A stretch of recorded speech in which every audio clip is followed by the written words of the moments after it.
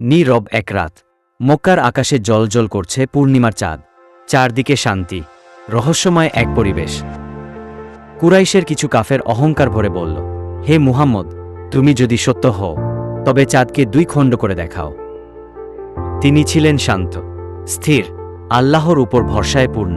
চারদিকে নীরবতা নেমে এলো। তিনি আকাশের দিকে তাকালেন এবং ধীরে ধীরে নিজের হাত উঠালেন। হঠাৎ আল্লাহর কুদরতে চাঁদটি দুভাগ হয়ে গেল, এক অংশ একদিকে, আরেক অংশ অন্যদিকে। মানুষ এই বিস্ময়ে হতবাক। কারো চোখে জল, কারো মনে বিশ্বাসের আলো জ্বলে উঠল। কিন্তু কাফেররা বলল, এ তো জাদু, এটা শুধু চোখের ধোঁকা। তাদের হৃদয় ছিল অন্ধ।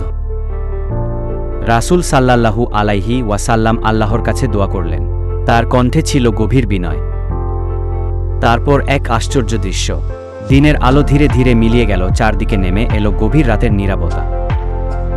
কিন্তু যারা সত্য দেখতে চায় না, তাদের জন্য হাজার নিদর্শনও যথেষ্ট নয়। হিদায়াত আসে শুধু সেই হৃদয়ে যে সত্য খোঁজে,